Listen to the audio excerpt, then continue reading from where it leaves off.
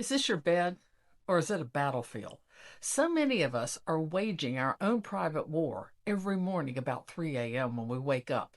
So, this video is going to focus on 5 tips to help you get something that we all know is important, but which can be surprisingly elusive: a good night's sleep. A couple of them might really surprise you. The first one is you're setting yourself up for bad sleep all through the day, especially if you multitask or jump from project to project. Now, you don't have to do much research on multitasking before the word myth starts popping up, as in the myth of multitasking, because actually our brains can't think about two things at one time.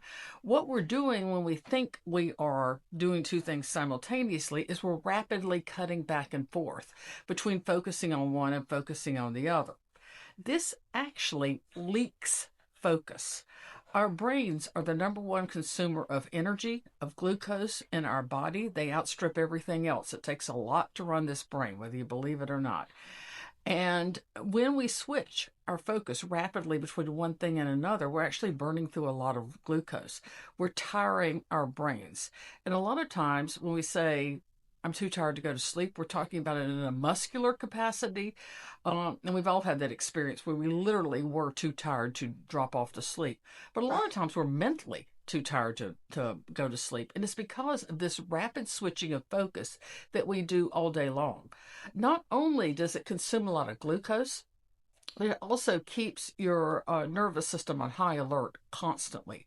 It floods the body with cortisol, which is the number one stress hormone that can be triggered by this intense focus. So it's really not good for your body, and you're setting yourself up for a bad night's sleep. The solution: as much as you can, try to do one thing at once. You're kidding yourself when you're thinking you're getting two things done at the same time. All you're really doing is taking twice as long to do two things concurrently. Focus on one thing at a time, do it, complete it. Your body is much less stressed, your mind is much less stressed. The second thing is you may be napping all wrong. I'll admit I was doing this.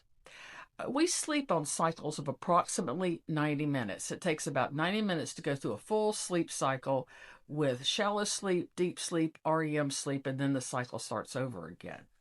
Try hard not to interrupt that cycle, because if you wake yourself up in the middle of it when you're in deep sleep, you're going to come out of it groggy, i.e., when you're napping.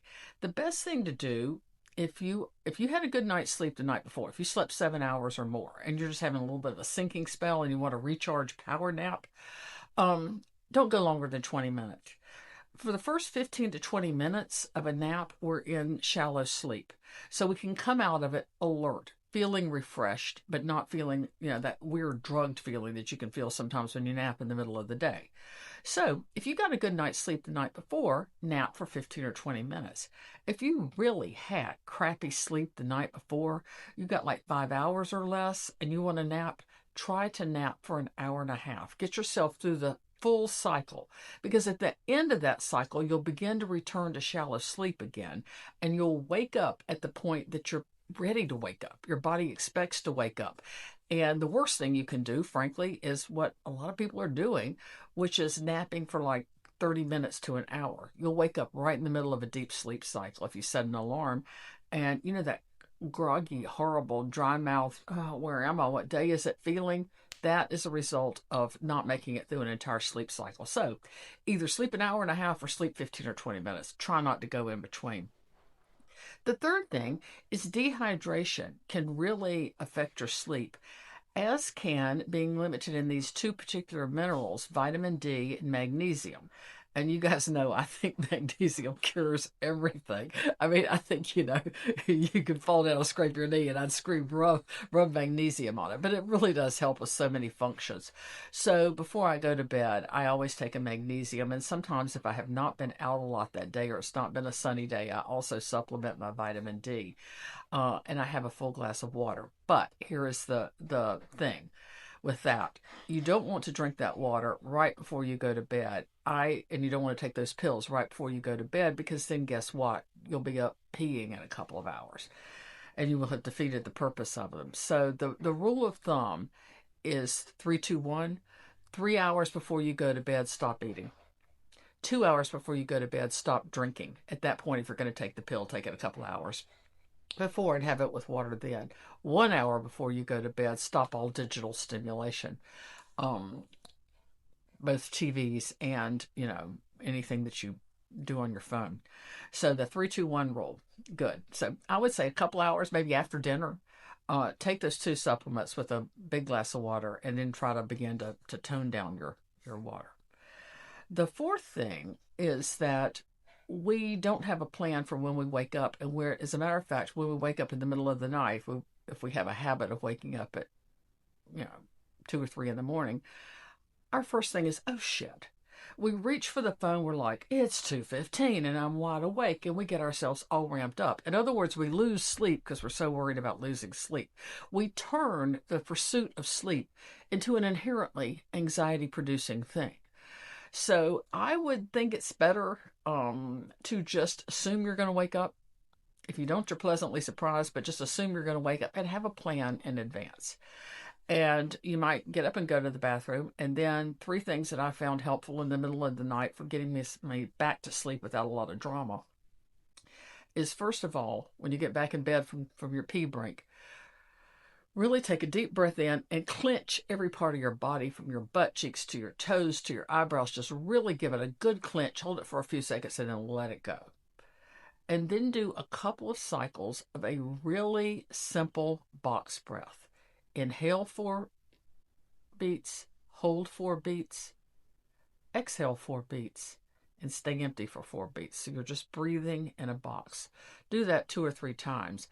And I actually, before I go to bed, cue up a soothing sound meditation. Something that is not going to be particularly exciting or interesting. Sometimes it's people talking, like a podcast type situation, and sometimes it's music. But I have it queued up before I go to bed, so you don't, God forbid, pick up your phone to start scrolling for something to put you back to sleep, because the odds are you're going to encounter something that won't put you back to sleep. So all that's basically saying is, assume you're going to wake up. Have a plan for how you're going to get back to sleep, and don't give yourself a chance to either get into your phone or for your mind to start racing about what's happening tomorrow or what happened yesterday. You just want to keep your mind out of it. And the more automatic you can make your go back to sleep ritual, the better. And the fifth thing is, if you want to get, let's say you want to get 8 hours of sleep a night, which is probably post 70 a good thing to aim for. 7 to 9 is a sweet spot. But let's say you try to get 8. You can't go to bed at 10 o'clock and wake up at 6 and assume you've had 8 hours of sleep. The math works, but nothing else does, because you are waking up and going back to sleep in the course of the night. It takes you a little while to drop off to sleep in the evening. It takes you a little while to wake up in the morning. Anyone who tracks their sleep on any kind of device knows that you can be in bed for 8 hours and get closer to 7 hours of true sleep when you factor in the winding down, the winding back up, and the waking up in the middle of the night. So if you want to get 8 hours of sleep, you need to spend 9 hours in bed. Just count on, going to bed at 9 o'clock if you're waking up at 6. Give yourself that buffer hour, because every second you're in bed, you are not in restorative sleep. A lot of the times you are in very light sleep or no sleep at all. That's my thoughts about sleep. If you do it right, it's great. It could be the most fun thing in the world. And you feel so good when you wake up after a good night's sleep. So give yourself that for the holiday season. Some really good night's sleep. Talk to you later. Bye.